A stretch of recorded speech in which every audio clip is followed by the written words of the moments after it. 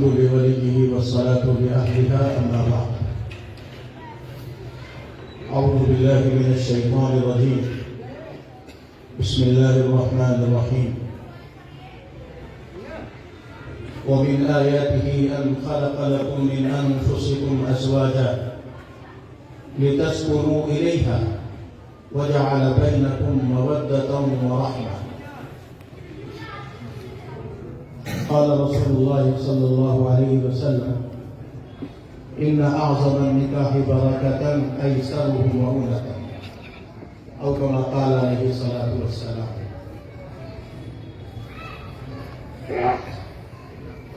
حضرات علماء کرام اور معزز حاضرین، وقت بہت ہو چکا ہے. اب حضرات کے سامنے حضرات علماء کرام کے بہت قیمتی بیانات آ چکے ہیں. وقت بھی بہت ہو گیا ہے، گنجائش نہیں ہے، لیکن حضرت نے حکم دیا ہے، اس لیے یہ دوسری جو نشست ہم مان سکتے ہیں. پہلی نشست بخاری شریف کے ختم سے متعلق چل رہی تھی. یہ آخری حصہ جو ہے یہ نکاح سے متعلق ہے. اب حضرات کے سامنے ایک نکاح منعقد ہوا. نکاح مذہب اسلام کے اندر بہت اہمیت رکھتا ہے. مذہب اسلام کیا، جتنے بھی مذاہب، جتنے بھی انبیاء علیہ السلام کے ذریعے سے تعلیمات دنیا کے اندر آئی ہیں، ان تمام انبیاء علیہ السلام کی تعلیمات میں نکاح کو بہت اہمیت ہے. نکاح کی اہمیت کا اندازہ اس سے ہو سکتا ہے، ازدواجی زندگی کی اہمیت کا اندازہ اس سے ہو سکتا ہے کہ اللہ تبارک و تعالیٰ نے قرآن کریم کے اندر جہاں اپنی بہت ساری نعمتیں فرمایا،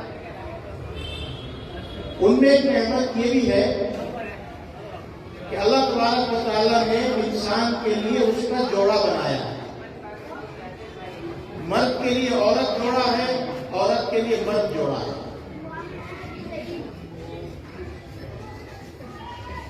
اللہ تعالیٰ نے حضرت آدم علیہ السلام کو پیدا فرمایا تو ان کی تخلیق کے بعد سب سے پہلے جس کو پیدا کیا وہ حضرت حوا علیہ السلام ہیں، جو حضرت آدم علیہ السلام کی پسلی سے پیدا کی گئی. اور پھر حضرت آدم اور حضرت حوا علیہ السلام کے ذریعے سے اس پوری کائنات کو آباد کیا گیا. جتنے بھی انبیاء علیہ السلام ہیں، ہر نبی کے لیے یہ نکاح کا قاعدہ جاری ہوا، ہر نبی نے نکاح کیا.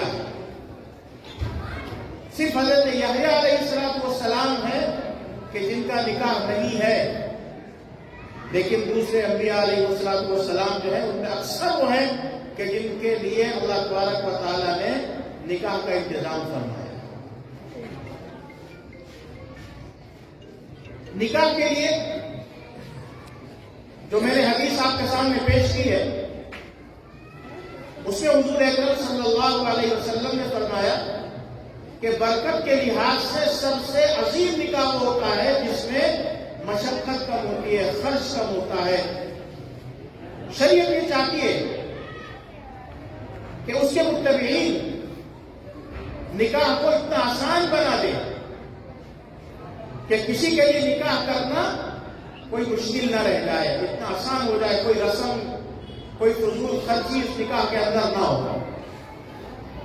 لیکن آج ہم دنیا داروں کی نقالی کرتے ہوئے ایسی رسومات کے اندر مبتلا ہو گئے کہ جن رسومات کی بنیاد پر نکاح کرنا مشکل کام ہو گیا. ان رسومات کی بنا پر ہمارے گھروں کے اندر نوجوان بیٹیاں بیٹھی ہوئی ہیں، ہمارے بیٹے پھر رہے ہیں جن کی شادیوں کا نسل نہیں ہے، کیونکہ ہمارے پاس اتنی گنجائش نہیں ہے کہ ہم ان رسوم کو انجام دے سکیں. جن رسوم کو ہم نے اپنے اوپر تھوپ لیا، لازم کر لیا. حالانکہ شریعت میں نکاح اتنا آسان ہے جتنا اس وقت ہوا کہ نکاح جس کا ہو رہا ہے وہ موجود ہو، ایک ولی موجود ہو، دو گواہ موجود ہو اور لڑکی کی طرف سے اجازت ہو تو یہ نکاح منعقد ہو جاتا ہے، اس میں کوئی خرچہ نہیں ہے۔ شریعت یہ چاہتی ہے کہ نکاح کو اتنا آسان بنا دو کہ انسان کے لیے زنا کرنا مشکل ہو جائے۔ اسی لیے شریعت یہ چاہتی ہے معاشرے کو اگر پاک باز رکھنا ہے تو شریعت کا تقاضا ہے کہ لڑکا یا لڑکی جب بالغ ہو جائے تو ان کے لیے جلد از جلد نکاح کا انتظام کیا جائے۔ حدیث میں آتا ہے، جناب رسول اللہ صلی اللہ علیہ وسلم نے فرمایا کہ جب کسی کا لڑکا جوان ہو جائے، بالغ ہو جائے، اور ایک روایت میں ہے کہ جس کی لڑکی بالغ ہو جائے تو اس کی ذمہ داری ہے کہ سب سے پہلے اس کے نکاح کا، اس کی شادی کا نظم کرے۔ اگر خدا نخواستہ شادی میں تاخیر کی بنیاد پر اس سے کوئی گناہ سرزد ہو گیا، وہ زنا کے اندر مبتلا ہو گئے، تو جتنا گناہ اس زنا کرنے والے لڑکے یا لڑکی کا ہوگا اتنا ہی گناہ اس کے ماں باپ کو بھی ہوگا، کیونکہ اس کے ماں باپ نے اس کے نکاح کے اندر تاخیر کی۔ اگر ہمیں گناہوں سے بچنا ہے، معاشرے کو پاک باز بنانا ہے، معاشرے کے اندر سے برائیوں کو ختم کرنا ہے، تو اس کا ایک طریقہ یہ ہے کہ جلد از جلد نکاح کیے جائیں۔ یہ رسومات جو ہیں، رسومات کا خاتمہ کیا جائے۔ انہی رسومات کی بنا پر ہمارے درمیان یہ ساری برائیاں جنم لے رہی ہیں۔ اور اسی کے ساتھ ساتھ یہ بھی ضروری ہے کہ ہم جیسے اپنی اولاد کی دنیا بنانے کی فکر کرتے ہیں، ہمیں اپنی اولاد کی آخرت بنانے کی بھی فکر کرنی چاہیے۔ اس لیے کہ دنیا کا قیام چند روز کا ہے، لیکن آخرت کا قیام ہمیشہ کا ہے۔ مرنے کے بعد جو زندگی ہمیں ملنے والی ہے وہ زندگی ختم نہیں ہوگی، وہ زندگی ہمیشہ ہمیشہ باقی رہنے والی ہے۔ اس لیے ہمیں جس طریقے سے اولاد کی دنیا بنانے کی فکر کرنی ہے، اس سے زیادہ فکر ہمیں اس بات کی کرنی ہے کہ ان کی آخرت کیسے سدھر جائے، کیسے درست ہو جائے۔ اپنی اولاد کی نقل و حرکت پر، ان کی ایکٹیویٹیز پر ہمیں ہر وقت نظر رکھنی چاہیے کہ ہماری اولاد کیا کر رہی ہے، کوئی غلط کام تو نہیں کر رہی ہے، غلط لوگوں سے تعلقات کو قائم نہیں کر رہے، غلط دوستیاں تو نہیں ہے۔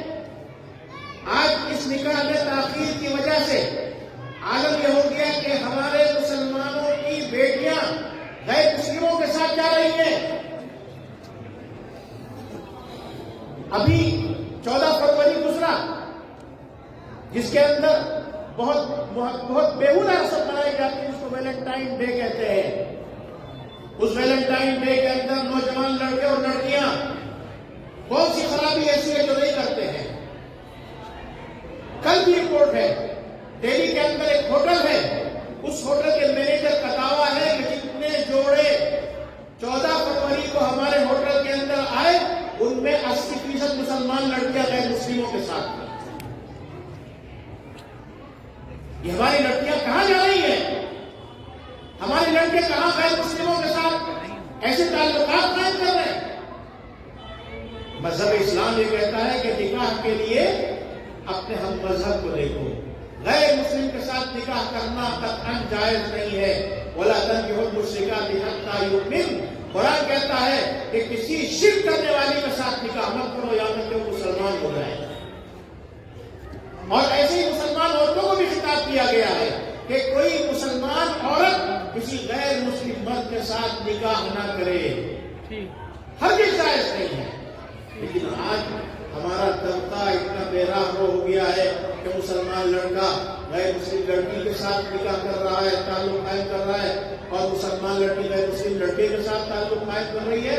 اگر اس کے پیچھے آپ جائیں گے تو وجہ وہی ہے کہ ہم نے نکاحوں کو مشکل بنائی، نکاحوں کے اندر تاخیر۔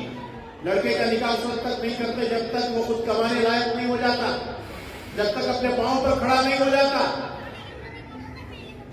حالانکہ اللہ کے نبی کا وعدہ ہے، قرآن بھی کہتا ہے، اور اللہ کے نبی نے اس کو واضح فرما دیا کہ اگر کوئی آدمی فقر و فاقے کے اندر مبتلا ہے تو اس فقر و فاقے کی وجہ سے نکاح میں تاخیر نہ کرے، نکاح کر لے، اللہ تبارک و تعالیٰ اس کے نکاح کی برکت سے اس کے مال میں برکت عطا فرمائے۔ ایک صحابی حضرت معیطی رضی اللہ تعالیٰ عنہ، بڑے نادار، بڑے غریب ہیں، اللہ کے نبی نے ان کا پیغام نکاح کسی عورت سے دیا تو اس عورت کے گھر والوں نے ابتداءً منع کر دیا کہ یہ غریب ہے، کیا کھلائے گا، ہماری بچی بھوکوں مر جائے گا۔ لیکن اللہ کے نبی نے دوبارہ پیغام دیا تو ان لوگوں نے حضرت معیطی کے ساتھ اپنی بیٹی کی شادی کر دی۔ تو اللہ کے نبی صلی اللہ علیہ وسلم نے حضرت معیطی رضی اللہ تعالیٰ عنہ کو برکت کی دعا دی۔ حضرت معیطی فرماتے ہیں کہ اللہ کے نبی کی دعا کی برکت یہ ظاہر ہوئی کہ مدینہ طیبہ کے اندر سب سے زیادہ خرچ میرے گھر کا تھا۔ اللہ نے اتنی وسعت عطا فرمائی، اتنا مال عطا فرمایا، سب سے زیادہ خرچ جو ہے حضرت معیطی رضی اللہ تعالیٰ عنہ کے گھر میں ہونے لگا۔ تو میرے عزیزوں، نکاح کو آسان بنایا گیا، جتنا ہم رسومات سے بچ سکتے ہوں اتنی ہی عافیت ہے، اتنی ہی معاشرے کے اندر جو خرابیاں ہیں ان خرابیوں سے ہم اپنے آپ کو محفوظ رکھ سکتے ہیں۔ اللہ تبارک و تعالیٰ ہمیں اس حکم پر عمل کرنے کی توفیق عطا فرمائے۔